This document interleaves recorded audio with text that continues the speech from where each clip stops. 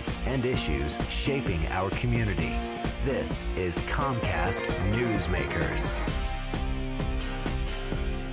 During our interview, you might hear a little bit of piano solo or some kids singing, and that's because we're here in the middle of Children's Week on the courtyard of the state capitol. I'm Spiro Canton, and thank you for joining us.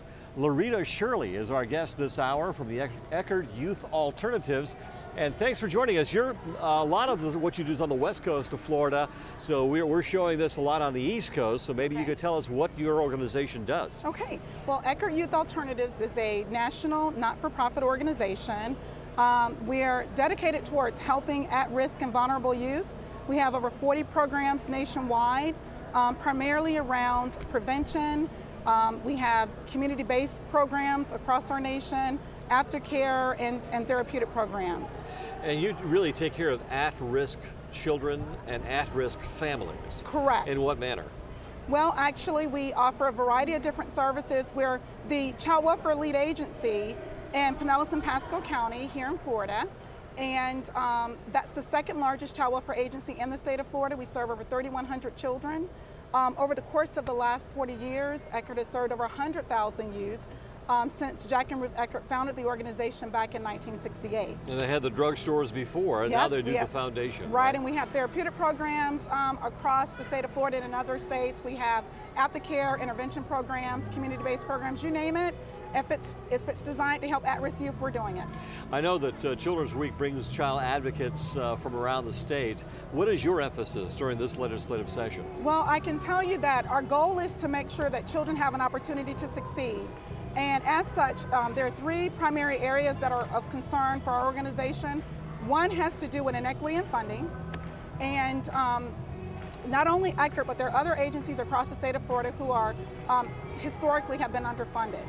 And this year, Senator Negron is proposing, actually identified some dollars, and is proposing an appropriation of about $10.3 million to help offset and address the issue around underfunded lead agencies. If there's not sufficient funding, then we're not going to be able to provide the types of services that our youth need in order to be successful. What's the end game? What will happen if that funding isn't provided? If the funding is appropriated, Eckerd would receive about $1.7 million.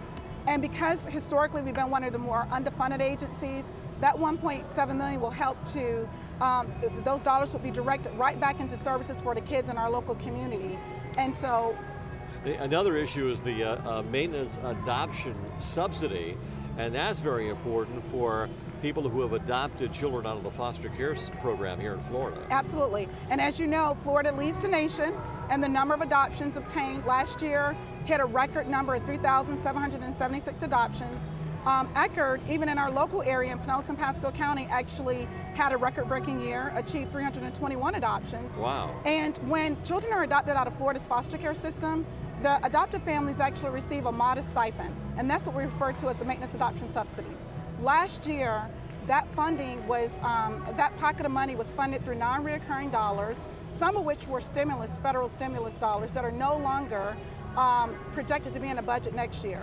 When we can't fund that stipend for families, then we can anticipate fewer kids having forever families through adoption, and the potential for kids to re-enter the system, the foster care system, is greater. With the budget going down for 3 years, yes, it seems like you're earning your paycheck, aren't you? Yeah, we're working very hard, and it's increasingly difficult to do that. And I know that the legislators up here want to do all they can, but it's a question of how much money do we have and where can we put it? Right, so and I do want to just publicly thank Senator Negron for what he's attempting to do around the issues of agencies being underfunded, because that's a critical area that needs to be addressed here.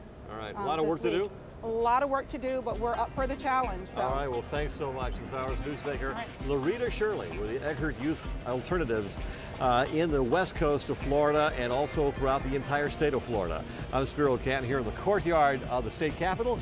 We're listening to the children sing behind us, and thank you for joining us.